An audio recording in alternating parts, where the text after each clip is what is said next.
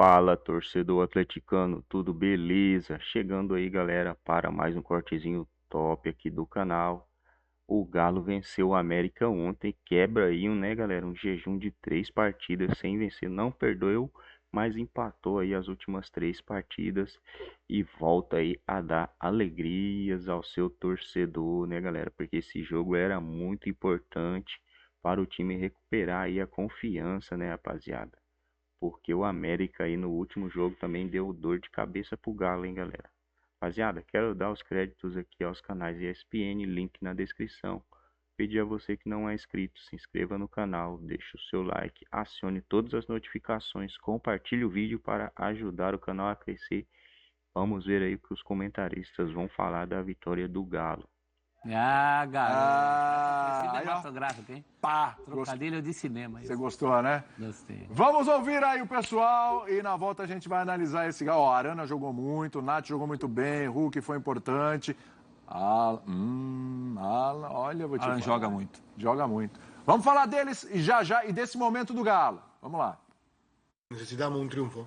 Em casa, o Galo tem tudo para se isolar como o time com o maior número de jogos invictos na Libertadores. E aí eu te pergunto, Prats, você que já se manifestou aí sim, quero ver se você vai responder com sim ou não. Venceu. Convenceu? Mais ou menos. Não tinha essa opção, né? Não, mas eu vou aceitar dessa William, o Turco Mohamed e o Nacho, como a gente acompanhou agora, eu acho que eles fizeram uma leitura muito interessante sobre não só o jogo de ontem, eu acho que vale para os últimos jogos do Atlético também. O Turco Mohamed, obviamente, que ele vai salientar que o time cria chances. E ontem criou de novo para fazer mais de 2 gols. O Keno perdeu um gol incrível no segundo tempo. No primeiro tempo, acho que houve possibilidades de mais do que os 2 gols marcados. Por outro lado, quando os dois falam em efetividade, a preocupação me parece hoje realmente fechar o jogo o mais rápido possível. Criou 5, 6 chances. Se fizer 3 ou 4, o jogo praticamente está fechado. O Atlético não tem conseguido fazer isso. E eu acho que isso vai além do trabalho do técnico. Porque o que o Turco Mohamed pode fazer, me parece, é oferecer opções, a maneira de jogar, para o time criar as chances. E os jogadores têm de aproveitar essas chances. Então, a gente tem de dividir bem essa responsabilidade. Olha, o Atlético tinha 3 empates seguidos, ontem 2-1 com o América, o jogo ficou vivo até o final, a América é uma equipe bem inferior ao Atlético, mas o Atlético não fechou o jogo. Agora, o quanto é do treinador e o quanto é de quem joga as chances que eles perderam também. Quando o Mohamed fala que não tem como ele trabalhar em relação, olha, criei 9 e fiz 1 ou 2, os jogadores também têm de caprichar. E há condições para isso, há jogadores com nível para isso. A gente viu o segundo gol do Atlético, um gol muito trabalhado. A bola vai do meio para a esquerda, o Arana passa, o Arana fez um grande jogo. Passa, o Nath faz 2-0. Né? E depois o América diminuiu. Então, acho que assim, tendo o Turco Mohamed, que é o treinador, que escolhe os jogadores, mas a situação do Atlético de perder chances, de não fechar o jogo, eu acho que no momento passa mais pelos atletas do que pelo técnico. Concorda, prof? É isso? Eu concordo, mas eu acho que passa mais pela cabeça e mentalidade do time. A questão não é propriamente individual. A questão é o time que afrouxa. E o que o Nacho falou sobre controle, eu discordo. Ou como diria o antigo jogador de futebol, eu desconcordo.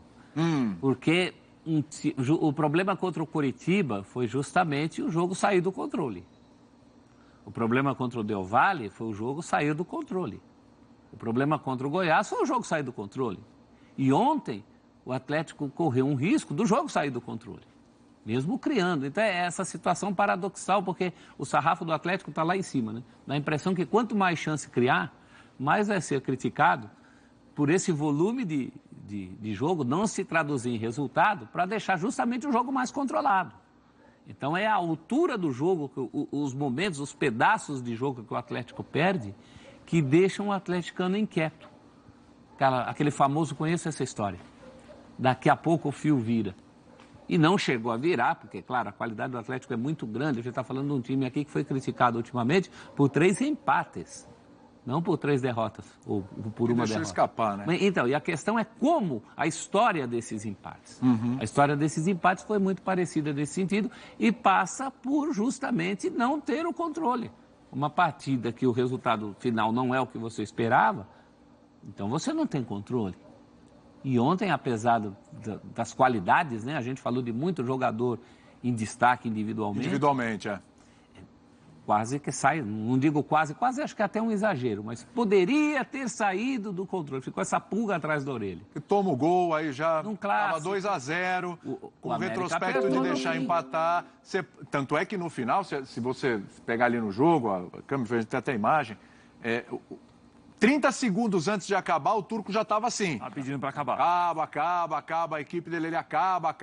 Porque é a história do 2-1, do 2-0, o resultado perigoso, porque quando você toma vem uma pressão ali, o América precisava do ponto. Teve muito América no campo do Atlético, principalmente do meio do segundo tempo para o fim. Teve muita presença do América ali.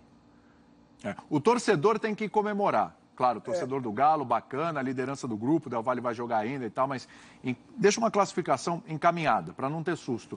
Porém, eu vejo um time muito espaçado ainda, Rafael. Eu quero te ouvir sobre isso. É um time espaçado, tem um lado psicológico, né? Porque tem acontecido com frequência abrir 2-0 e não vencer os jogos.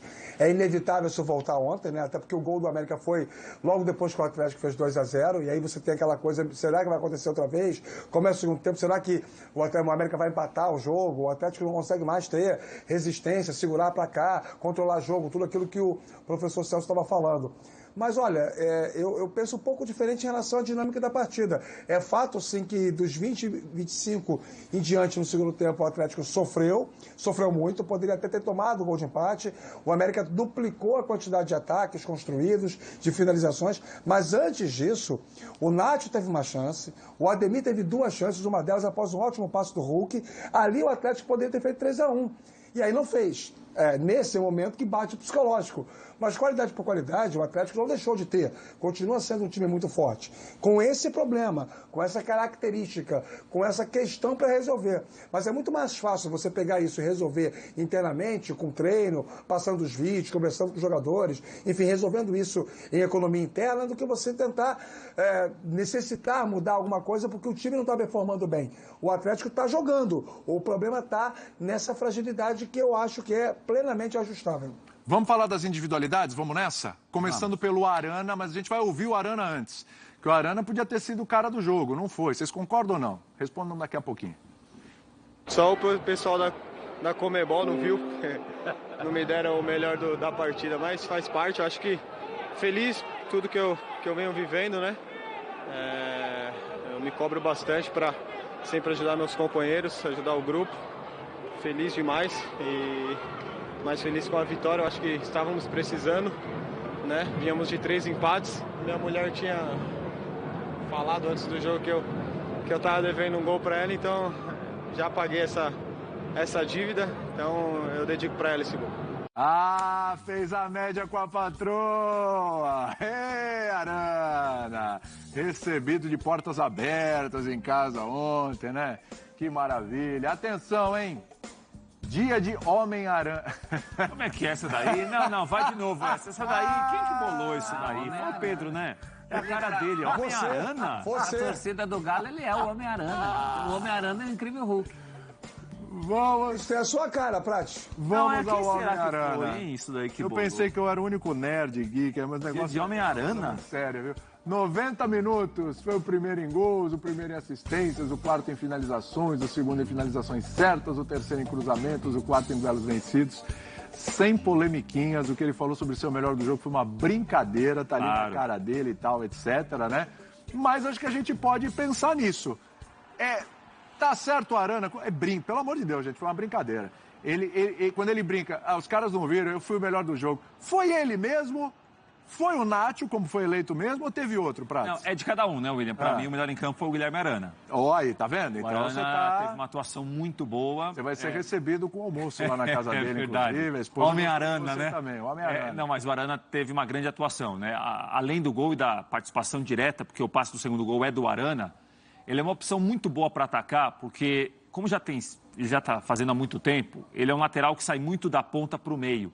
Então ele vira um atacante quando o Atlético tem a bola, né? Como o Atlético ataca muito pelo lado dele, ele é um lateral que se confunde muitas vezes como quase um segundo atacante, um meia aberto pelo lado do campo. Ele tem muita força, muita qualidade para jogar por ali e teve uma atuação muito boa, né? Defensivamente, mas principalmente do meio para frente, quando o Atlético tem a bola.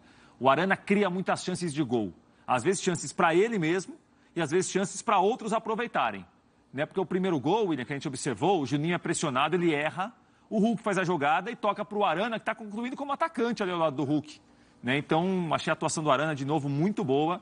E é também, como você falava do Maicon e do William, a outra vez, é difícil imaginar o Atlético bem ganhando com o Arana mal. É muito difícil imaginar. O time ele é muito importante para o time, foi importante de novo ontem na vitória contra o América. O Rafael Marques, me diga uma coisa, o Homem-Arana, ele pede passagem na seleção? Ele pede passagem na seleção mesmo? Você consegue olhar lá para o Catar, que não está tão longe, mas tão longe assim, né? Daqui a uns 6 meses, por aí. Você consegue olhar lá no Catar e enxergar o Arana com a camisa amarela da seleção?